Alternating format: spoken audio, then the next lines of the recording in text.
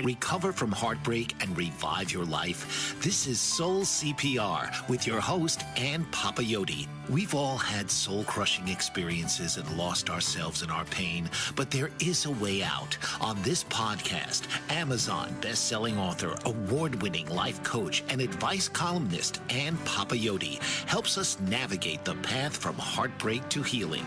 So now, please welcome the host of Soul CPR, Ann Papayoti.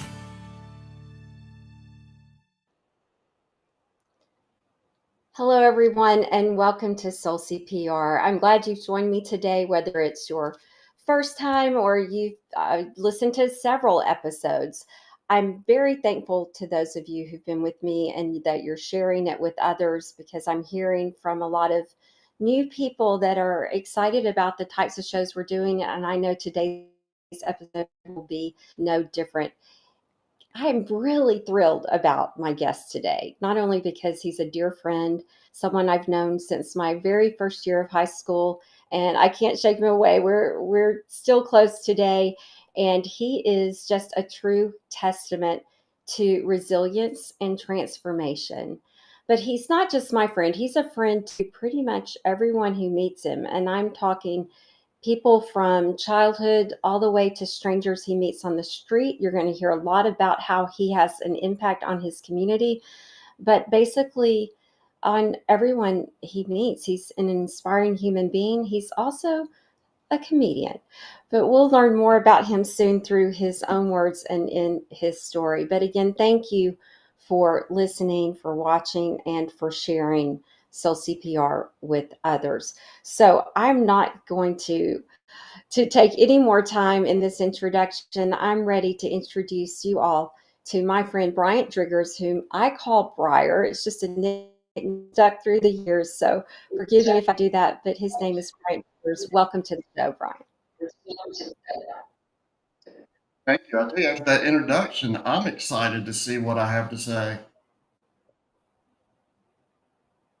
I'm so glad you're here. It sounds like might be a little technical delay here with some of the internet, but that's okay. We're going to keep going. There was a little glitch there, but you're here, and I'm so glad. So for those who don't know, Briar and I met in Alabama at Huffman High School, and I'm in Texas now, and he's still back home in Sweet Home, Alabama. So we are not in the same place, but we are in the same time zone, at least, right? That's right. And I do come to visit too. Yes, you do, because you've got family here in the Dallas area. That's right. My oldest brother moved there about 5 years ago.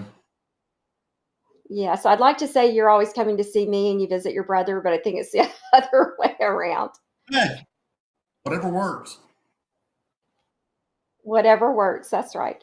I was trying to find one of my high school annuals just so I could read something that you wrote in one of them, because I knew it would be hilarious. But I don't know. I've moved a lot since high school, and I cannot even find one of them. But anyway, I was going to try to embarrass you a little bit, but I failed. I'm sorry. Yeah, I remember the epic picture. You were on the dance team and you had a boa and you're doing the dance move. And I think I wrote something really funny on that, probably, but that one sticks out. I have no doubt that you tried to embarrass me on some way. But again, I will say, Briar was voted wittiest of our senior class, right? You were always popular, one of the favorites of not just me, but of many. They usually give that title of the biggest malcontent in the class, I think. I don't know, but I just know that you were well liked and for good reason. And I know today we're going to talk about a lot of things, and we're certainly going to talk about when you hit what you call your rock bottom, but that wasn't your first big hit in life, was it, Briar? No, when I was 14, I guess I'd been at Huffman about a month. And I'd gone to a concert the night before, and it was October 6th. I'm sound asleep. My father comes in, grabs me by the feet, and says, "Get up, your mother's dead." So Oh my it goodness. was like an immediate thrust into what was going to be probably the event in my life that shaped a lot of the decisions I made, the course that I took. And my father had lived in Atlanta and he came home on the weekends. So he went from being a father who was just there on the weekend to having full charge of 5 children. I had 3 siblings and a foster brother. Hmm. So he went from being a weekend parent to being a full-time parent. And when this happened, instead of somebody going to the center and trying to pull everybody together and get through it as a family, it really splintered all of us. And we just dealt with it in separate directions. It was like 6 people being in a house, but everybody living on their own. And my father, had issues with drinking in the past, so he just chose to deal with it with alcohol. And for the next 20 years after that, he was a stone cold alcoholic. But each one of us dealt with it in different ways. I didn't know how I was going to deal with it. It happened on a Thursday. We had to go back to school that next Monday. And you had mentioned people calling me Briar. Well, I always thought about Briar was going to be the crazy guy and the funny guy. Well, I knew that Hmm. Bryant, who had just lost his best friend, I mean, I could tell you so many stories about things with my mother, but she truly was my best friend. So I just lived through the other persona. There was nothing I wouldn't do. There was no spectacle that I wouldn't make. I went from being an honor student to really somebody who found trouble wherever it was. Yeah. Wow. I can't imagine, first of all, losing my mom at such a young age, and someone that you describe as your best friend, and being told in such an abrupt manner, and then the one who you would expect to kind of keep the family together to have not been able to keep himself together, and then splintering off. So you dealt with it in this way. How did it impact the other siblings? Well, unfortunately, my other siblings were always the ones in the class, excuse me, that were severely bullied. So I was determined that when I got to high school, not only was I not going to be bullied, but I was going to do everything I could to make sure that other people were not bullied and felt a sense of belonging. So in my loneliness, the thing that I found that made me feel better was to just try to make everybody be as happy as they could. You said, always tell a lot of jokes, doing a lot of crazy things, but I tried to let people know that there was always somebody that cared about them. There were several fights I got in high school just taking up for people that were being bullied. And I'll have people that will come up to me now and will tell a story about when they were being bullied and I was able to help them out. So it makes me feel good to know that I did make a difference, but I was not a good friend to myself. At school, I was the life of party on the weekends, but when I got home, uh, I was a wreck. I just had no peace, and I really just became addicted to chaos. I only felt comfortable when everything was in chaos or something was going on. I did not have the ability to have a quiet time. Mm. I think a lot of people will be able to relate to that, Briar. Addicted to chaos and just keeping it going.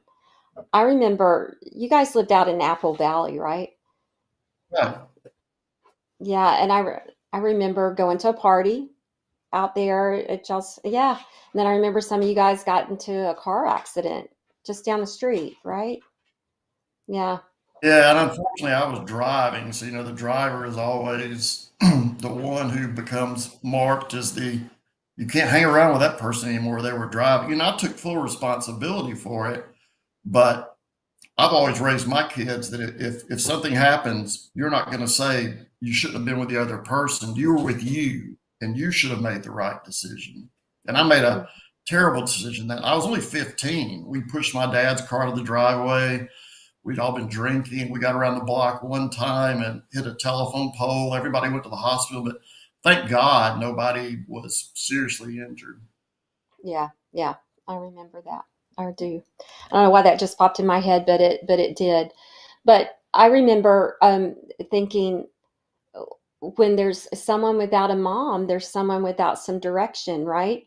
And I Oh, think that's what I thought of you. But then I thought you always came back taking care of everybody else. Always taking care of everybody else.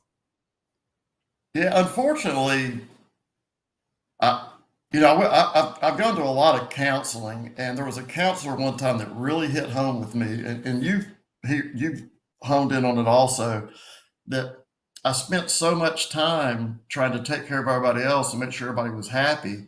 It was just, I did it because it made me feel good. It was good to see them feel good, but I never focused on me being happy, you know, Mhm. and I don't know if it was being selfless. To me, it just felt like it was more of a distraction. I didn't have to deal with what was going on inside of me and how we never dealt with my mother's death if I could just stay distracted helping other people. Mhm. Mhm. Well, that's a healthier way than a lot of people choose, right? And I think healthier than what happened later in life for you. But before we get to all that, let's talk a little more about your mom. And you called her your best friend. Do you have a favorite memory of your mom you'd like to share? Oh, yeah. I loved comic books when I was in elementary school. And my mother had a job at Kmart, and she would save her change and would order me back issues of ones that were my favorite. Silver Surfer was my absolutely favorite. There are only 18 issues made, and I really wanted all 18 of those issues. So every week she would mail some money off and buy a couple of them. And in the ad, it would say Silver Surfer 3-5, $5. So my mother would send $5 and say, please send me Silver Surfer 3, 4, and 5, thinking that $5 covered the entire thing. And they did fill it the first time, but they eventually sent her a letter that said, Miss Driggers, that means $5 each. Well, eventually we did get all of them. It was just so sweet. I would come out of elementary school. I never knew when they were going to come in the mail. And she'd be in the station wagon with the biggest smile on her face and a little brown bag. That's how they mailed them to you. And would just take them out and put them down and would have me read them to her while we sat in the car. I'll never forget that. Aw, that is what a sweet memory to have of your mom. Do you still have those comic books? Well, when I graduated high school, I sold my entire collection foolishly for $350. But Mm. about 3 years ago, I was really determined that I was going to get that collection back. So I have bought them at a way higher price than $5 for three, four, or five. But just last year, I completed the entire collection. Really felt good to see them. I keep them in my closet. Whenever whenever I want to have a good feeling, I'll just walk in, lift the lid up, and thumb through them and see them all. It really makes me feel good. Oh, I'm sure it does. Um, that's beautiful. Now, talking about that distraction and all, so you got through it. You made sure you weren't one of these people bullied. You were standing up for other people because you'd seen this happen to your siblings. You were the funny man, and everybody adored you. You were one of the most popular people in our whole class, and you just pushed on through maybe what we call masking now, and got through it. And you got married young too, right? Yeah, I got married when I was 24, and then we had our first child I got married in 85. We had our first child in 87. I have three kids, and that was our first. Yeah, so I got married at 24, first child at 26, I guess. Yeah. So you just went on and started adulting and carrying on with your life, and we're going to talk more about that and what all was next for you. But this is about time for our first commercial break, and we're going to come back and kind of pick up where that adulting started for you and share more with our audience. And Bryant, I'm just really grateful that you're here today.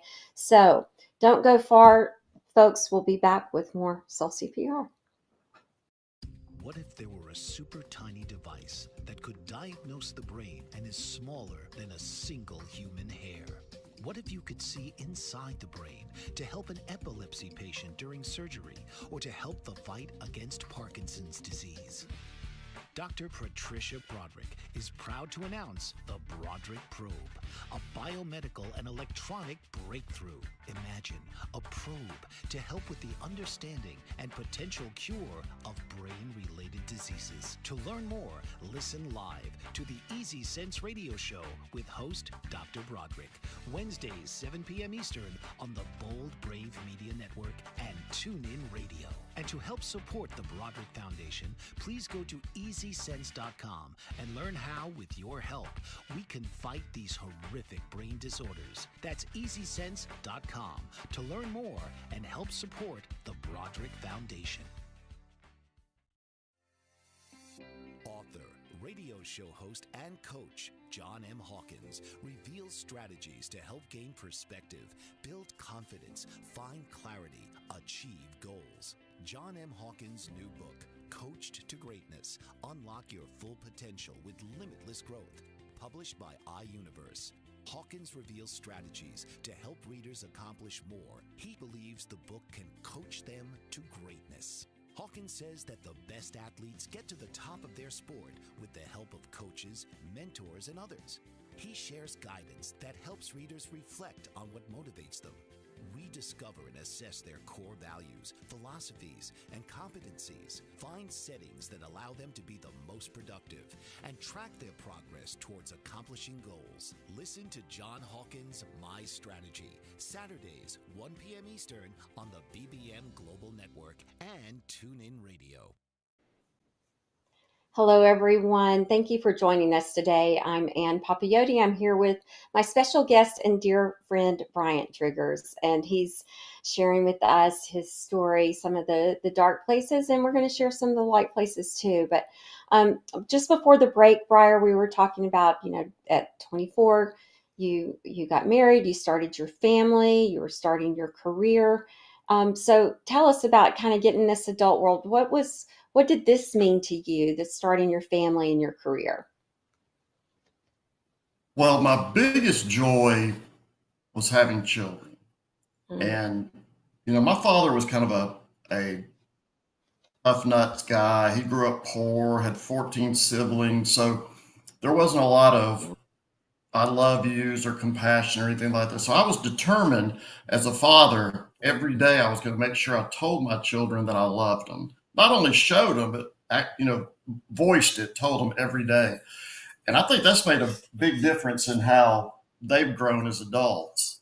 But as far as my adult life, I feel like I was a good father. I was always there for my kids. As far as my career, I mostly went to jobs that dealt with dealing with customers because I love the interaction with people. But in my inner person, I guess you would say, I just kind of had a path of going from one addiction to another. And it wasn't so much what the addiction was, it was just the chaos and just having to have that feeling that was my comfortable feeling. So I would have periods of addiction, chaos, and then move past that, get back to more of a normal survival plane. And then maybe a year or so later, another incident like that would come up. And I guess it was that pretty much would describe how my life went until I finally had that rock bottom break event. Yeah. So you have a really profound story of losing your way and finding it back again, but losing your way and hitting that proverbial rock bottom, as you call it. So, do you mind telling us your story of how you got to rock bottom? No, I don't mind telling it because I really hope that it might, if it can just help one person, I don't mind sharing it. But I was at a point in life that I had a job that I really liked, but I had bid on a manager's job and didn't get that position. And in my anger of being denied that position, I took another job that ended up being the worst possible mistake that I could have made. Now, at the same time, I was also doing stand-up comedy. You mentioned comedy at the comedy club. So I was in a really good place. I mean, the stand-up, I did that for a couple of years. it was fantastic. There was nothing like the feeling of looking out and seeing your loved ones enjoying you put on a good show. I got to admit, I felt like I did a pretty good job. It was something that I always wanted to do. I did it more just to prove to myself that I could do it and that I would be good at it. Well, when I took the other job, it was a miserable place. It involved a lot of travel. It was nothing like the travel that was described. Worked with a lot of people. It was the first time in my life that I worked at a job where I worked with a lot of people that didn't like me. We had a lot of different beliefs. And it was one of those that you make the mistake and you know, oh God, I really made a terrible mistake. I even tried to go back to the other job, but my boss was so upset that I'd left, she wouldn't let me come back. So I went from having, I call them my safe harbors. Like I had the comedy that I could do. I excelled at my job. As long as you have a safe harbor in your life, to me, life feels pretty fulfilling. But now I had a job that I was never going to succeed at. I stayed there 3 years by some miracle, but job was bad, home life was bad, and the comedy, they stopped doing open mic at the comedy club. So like overnight, all my safe harbors were shut down. And for the first time in my life, I just felt hopeless. I was like, I've been doing this for so long. I feel like I'm always fighting something. I just want to disappear basically and go away. And for some reason, of all things, I thought about the way that my dad used to disappear with drinking. So, and I was never a big drinker, but almost overnight, I was drunk every day. I was drunk by 10 o'clock at work. I was drunk when I got home. God, I almost got taken to jail a few times, but they let me out, let me off the hook. I didn't have to pay a price. And there was one day, this was the last day, I had gotten fired from the job. My wife obviously had just had enough, so we were at a total impasse. And I'm ashamed to say I picked my daughter up from school. The school was right across the street. I picked her up. We came home. She was so upset that I drove like that, even though she was like a freshman in high school or eighth grader. It still, she really knew what was going on and knew that she shouldn't be in that car, even though we were going a short distance. So I brought her home and I just left. And I sat in a parking lot and I thought, how long am I going to have to do this until something happens to me? I really wanted for something to happen to me to just take me away from everything. I didn't know how it was going to happen. I prayed for it every day. Let this be the day. And I really couldn't believe that was me doing that because I'd always been a fighter. I'd always been able to find a way to survive. And the police came. I called a friend of mine to see if he would come and take me somewhere because my wife told me I couldn't come home. And God, I don't blame her. And he took me to a hotel. The police let me go. They talked to my friend. They were convinced I was with somebody that was going to let me go. I slept it off. And the next morning, my friend said, look, this has got to stop. And I said, I totally agree with you. And he was going to go clean out his bank account and put me in a rehab so I could dry out. I said, no, listen, I can't do that because I can't have you spend your money when I know I'm not going to stay, because nothing was worse than the thought of not being able to see my daughter every day. I mean, my other sons were already out of the house at that point. I love my kids more than anything. I just couldn't stand the thought of that. But something in me turned and I knew that I had to change. Well, my wife served me with divorce papers. She did let me live upstairs. We have an upstairs in the house, and I stayed up there. And in the evening, when they would go to bed, I would come downstairs. So we were living in the same house, but I never saw them. Just for a brief period, I would see my daughter. And I went to Alcoholics Anonymous. And I got to tell you, there is a certain power in standing up and saying out loud. I can remember what I said. I said, I'm the last guy in the world I ever thought would be here, but I have no job. I have no home. Everybody I love is upset with me. And this is it. This is that rock bottom that everybody talks about. So from there on, it was just working forward to to finally get things straightened out where I didn't have myself in these situations. We can talk more about that later if you want to, but yeah, that was my rock bottom. It took about 3 months of just blind drunkenness to where everybody had had enough, and then finally I had had enough. Finally, you had had enough. Um, wow. I mean, I think the thing about the rock bottom, which I think everyone can relate to, even if they haven't hit it before, they felt themselves heading there, is that there's nowhere to go but up if you finally hit it. And I've had a lot of people describe to me that it is a decision, it becomes a decision, right? But then it's about, a lot of us then need guidance once we've hit it. We know the direction's up, but we're really not sure what to do with it, and so we need that guidance. So I'm hearing you say AA was a lot of your guidance. What other guidance did you receive, if any? Well, I had a great sponsor at AA. I could call him at 2 o'clock in the morning, and he had been through a similar situation, and he would listen. He would tell me, "You can't worry about fixing anyone else. You're at the point now that you have to fix you. You have to get you right, and then you can worry about getting right with everybody else." I read the Bible every day. I searched online about self-improvement, kind of got on the quest. I started going to the doctor regular. I let myself get to a weight that I'd never been. I mean, I was at 390 pounds. I completely let myself go because normally I'm a little overweight now, but I've lost 130 pounds since then. And it was just a quest to fix me. I mean, going to the doctor helped a lot. He got me on medication, not antidepressants or anything, but things that like regulated my blood sugar that helped me lose the weight. Doing the 12 steps of the AA, having a guideline to go by, and just making amends with everyone that had to go through it with me and watch me go through it.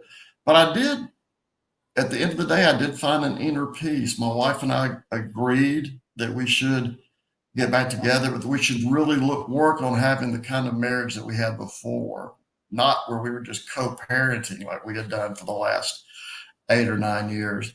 I actually started to have a good time again, just with life in general. I was really appreciating the little things. Every morning I would wake up, first thing, I would thank God for everything that I had that I was thankful for. And the list grew a little bit each day. And it didn't happen overnight. Now, I'm happy to say I haven't touched alcohol since then. I don't really know if it was so much the alcohol as it was. I can't even, there's not even, and usually I have words for everything, but I just can't describe what the darkness and the hole felt like.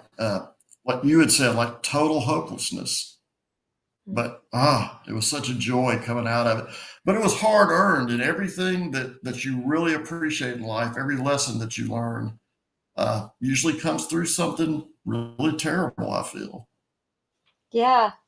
Well, I love that you do have words for what it felt to come out when you say joy, right? I hear a lot of people, there's no word because it's so empty, right? And you use the word darkness. So I've heard those kinds of words from others before. So um, I love that you you reference God, that God's important, that you got up and you found gratitude and appreciation for life and started enjoying life again. And I mean, this is not just a thing to do. This is proven through neuroscience to help us enjoy life, is the practice of gratitude. And I can say from having other clients who've been through AA that the 12-step program works. It's lasted, it's this longevity of helping people for decades because it works. There's something to it. It's time for our next break.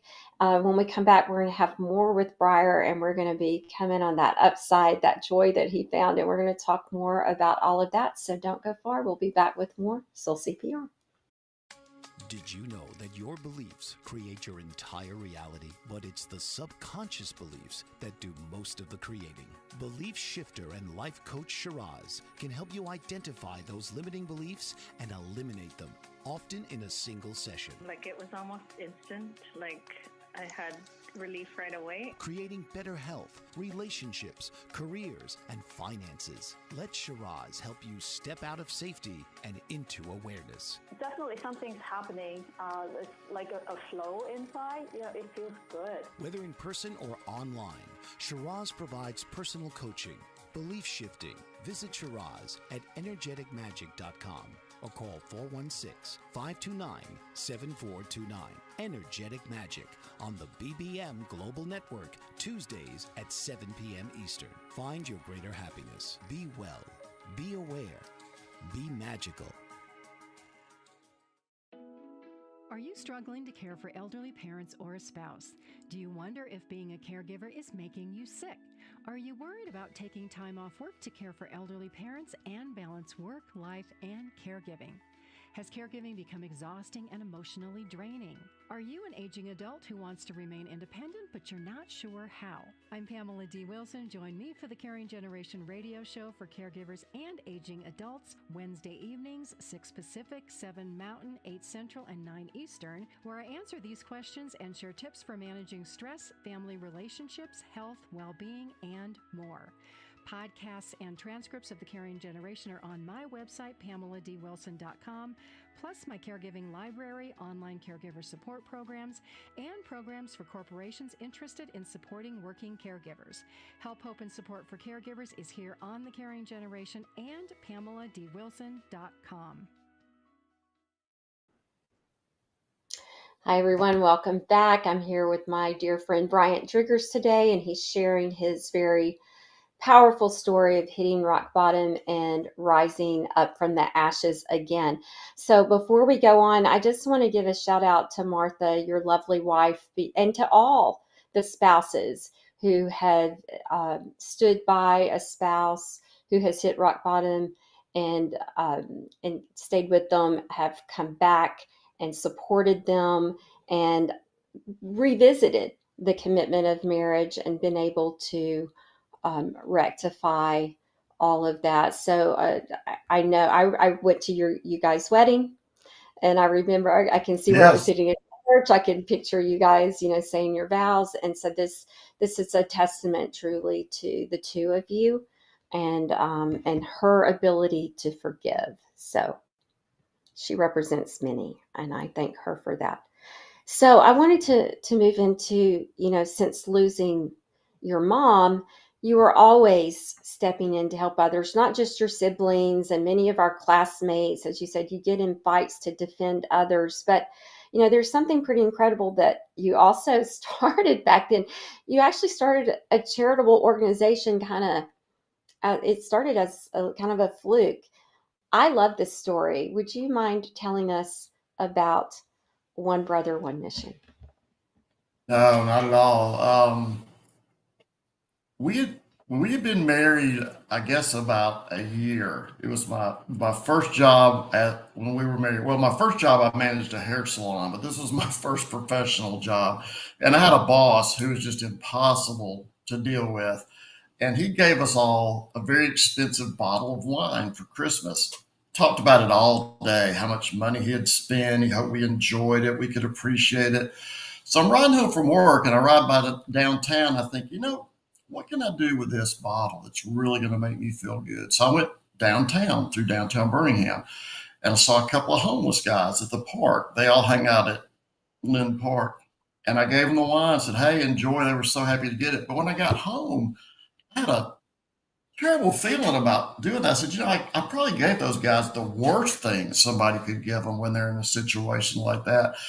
And it's just one of those times in life that you really feel led to do something. It was God leading me to do something that was bigger than me. So I've got a lot of my old sweatshirts out of the closet, sweatpants. Then the next night on the way home, I went by, same two guys, same two corner. I gave them the clothes. I said, hey, I really should have brought you something that was going to help it. No, man, bring us some more wine. I was like, no, I'm not going to bring any more wine, but I will come back from time to time to see if I can help you guys with things to keep you warm or something that you don't have. And I left that night with a feeling I just can't describe. I was shocked that it felt so good to do that for people, total strangers. As a matter of fact, I continued to do this every year the scale of it just grew and grew every year, but I kept it a secret because I really wanted it to be my special thing between me and God that I did, not for anybody to say, oh, good boy, you're doing a good job. Well, of course, you run out of people to donate at that point, and you have social media as a way that you can reach out to people. And like you said, I have been fortunate to make a lot of relationships over the years. So I do know a lot of people. And it has really turned into something that I never expected it would be. Every year, like a couple of years ago, we gave 100 sleeping bags. We had a shoe drive. We had over 125 pairs of shoes donated. Funny story about the shoes. So Yeah. in the tennis shoes that were donated, there was a guy that donated a pair of LeBron James tennis shoes that sold for $300. And I told him, I said, look, I'm never going to spend that kind of money on shoes. Do you mind if I wear them for a week just to see if I can see what the big deal is? Nah, man, go ahead. You guys. So I promise you, I'm going to give them to somebody. It's the only, selfish thing that I did for myself out of it. So I'm delivering clothes downtown. I forget that I have the shoes on. And there's a guy that gives me a hard time every time I come down. You never have anything my size. You never have shoes my size. And I said, well, what size shoes do you wear? I wear a 13 and a half. Well, if God would have it, I wear a 13 and a half. These LeBrons were a 13 and a half. I said, well, what kind of shoes do you want? He goes, I want yours. I just kicked him off. And he was in shock. He actually got a little tear in the corner of his eye. Now, this is a hardened person. I never saw this guy show any emotion other than hostility to me for being there trying to help people. He goes, hang on, brother, sit tight. And he went back, brought these busted up Croc shoes that I guess somebody had donated to him. They were really in bad shape. He goes, I can't send my brother home shoeless. I want you to have my shoes. And it really got to me. I mean, this guy who had nothing was giving me something because I'd given him something that he was totally not expecting to get. I have hundreds of stories like that, but that one really comes to mind. It was a special moment. That is so, so special. I love that. I know you've got hundreds of stories, but share one more. Share one more. So I know coats, because I remember giving coats and I donated the sleeping bag drive. Um, Once you got past that one, that's really incredible that you realized that and said, wow, I need to do something different. This has turned into something so much bigger. But share one more story, and then I'm going to ask, because I know you've had other local organizations you've started collaborating, but if you think of another story, share it. Oh, this is like a two-part story. I had a Okay. large load that I was delivering, so I was by myself this time. Usually I'll take a friend with me to help me hand it out. So I had a rack of men's pants, and normally I don't have a lot of pants. It was about 20 pair of like work pants, I guess Dickies you would call them. So a guy said, hey, let me help you with those. He gets the rack. Instead of taking them to where we're going to drop them off, he just takes off running down the street with this rack of pants and laughing about it. I said, oh man, come on, bring them back. And I could just hear him laughing all the way to the bus station. So I was distracted with that at the time, and I'd left my wallet on the dash of my car, and I never carried cash. Well, this one occasion, I had $350 in my wallet because I was going to deposit it for my son who was at Texas A&M. And the old guy in the group, there was always the old guy with the wisdom that controlled everybody. If anybody ever got out of control, he comes around to the back of the car while I'm handing out stuff and he's waving my wallet in his hand like this. He goes, young blood, don't leave this around. These guys will steal you blind. Still had every penny in it. Wow. That's Yeah. amazing. That is amazing. Incredible. because the people That's who why I are went from the theft of the clothes to having something given back to me that somebody easily could have taken. amazing. That is truly incredible. All right. Well, you've been doing this a long time then. If you've been married 20, you were 25, I won't say how old you are. But anyway, you've been doing this a long time. Let me ask you this. So when you went through um, your darkest times, were you still contributing to the community in this way through One Brother, One Mission? I was, but I was just, I didn't have any feeling for it when I was doing it. I mean, it was a lot like the stand-up comedy, one of those things that really gives you joy. But that period in time when I went down and handed stuff out, it was almost like I wasn't there. I mean, during that time, everything felt like I was just engulfed in a blackness, in a darkness where no light could come in. So when I was handing out the clothes, wasn't a lot of interaction. I mean, I would answer questions if they have them, but it was more of just a going through the motions, robotic, just hand them out and Mm-hmm. went home. But Yeah. I did still feel the obligation to do it because they expect to see me every year. One year I had a lot of jackets, uh, really cool jackets that several people had donated. And then I went to get my driver's license renewed a week later. And this was a park downtown by all the county courthouses. So I'm coming out of the courthouse from getting my license, and I saw a guy wearing one of my jackets at the middle of the park, and I heard this loud yell, "Hey, jacket man!" waving to me. I wasn't even there for that, but he recognized me from being the guy that comes down and hands the stuff out. And a lot of them do recognize me. I mean, I've let them use my cell phone to call somebody in another state that they want to reach out to. I've really formed a bond with a lot of them. That's really cool. That's very special because a lot of people think homelessness is a choice, but and in some cases it is, but there's a lot that goes behind that, and that's a whole nother show. But I appreciate what you're doing. So tell me about some of the collaborations that you've created with other organizations.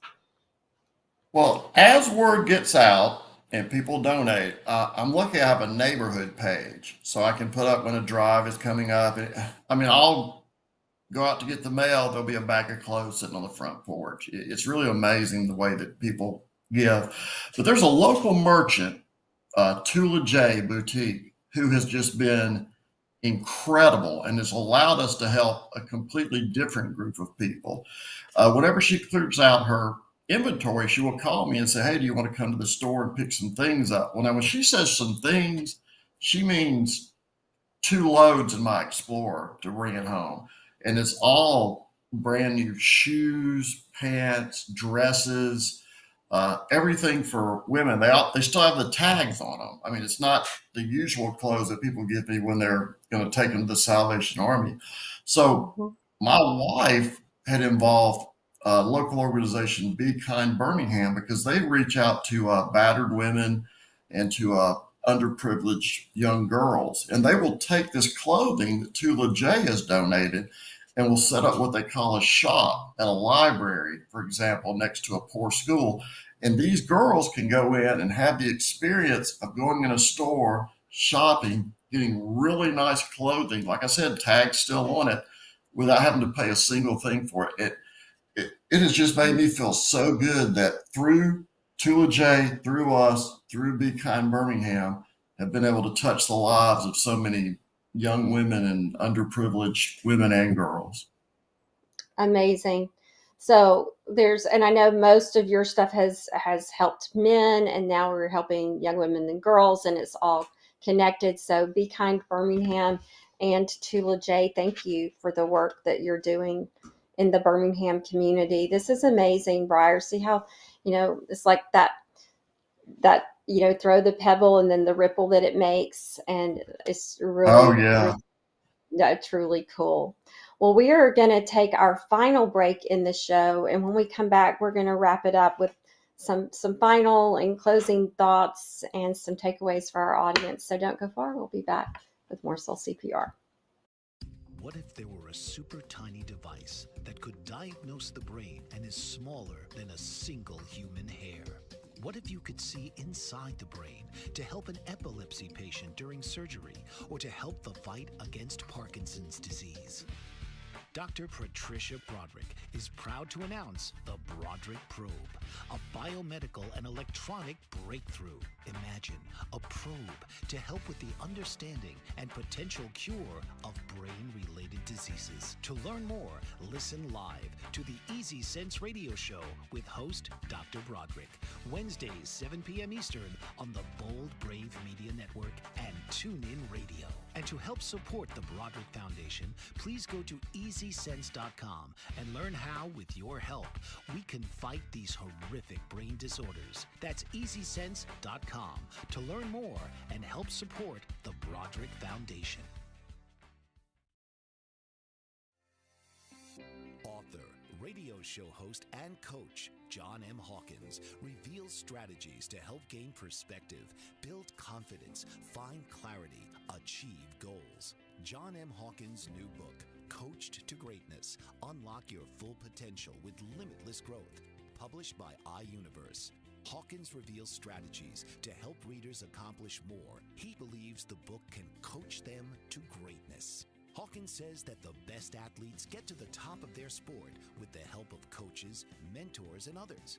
He shares guidance that helps readers reflect on what motivates them, rediscover and assess their core values, philosophies, and competencies, find settings that allow them to be the most productive, and track their progress towards accomplishing goals. Listen to John Hawkins' My Strategy, Saturdays, 1 p.m. Eastern on the BBM Global Network and TuneIn Radio. And we are back, and I am happy to bring back on Chris, my intern. And Brian, you've met this young man before, right? Oh, I love that guy. He's a special person. Oh, I can't get him in the camera. I'm trying to. Here we go. There I he see goes. him. There he is. Okay, you see him. There he is. So, Martha and I were pregnant at the same time using the same OBGYN group. And so Emma and Chris were born, I think, like 6 weeks apart. So we surrounded each other Yeah. maternity shopping and all of that. But you've met Chris at class reunions and hung out. And of course, when you come to visit us in Dallas. But he's been sitting here listening to the show. And also, I wanted him to come on and say hello to you. And he's going to have some takeaways for us too. But my question for you at this point in the show is, you mentioned the joy that you were able to find again, and I really wanted to ask you if you found joy again in those other areas that brought you joy. What about your career? What about comedy? Catch us up. Well, my career, there was a company that I had when I was at that broken period. I was working when I was trying to dig out. I took a job at a place that I knew I could go back to. They've hired me back 2 or 3 different times, and I was going to look for the job that was going to be the perfect fit for me.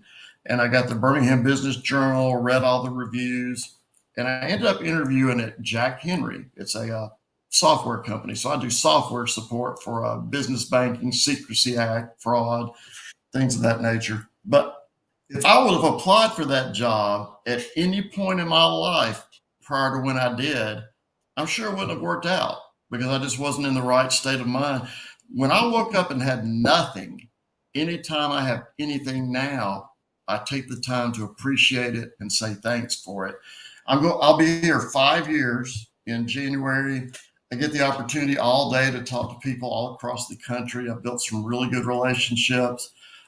Thinking about dusting off the comedy chops again. There's a local venue that has started up open mic night, so I can update you on that maybe at a later period. But I want to tell you, I've listened to all your podcasts, and I really appreciate what you're doing. You know, there's some people, when you think of a word, you think of that person. And when I think of compassion, Anne is the first person that comes to mind. As long as I've known her, she's always been somebody that has had a compassion for her fellow man.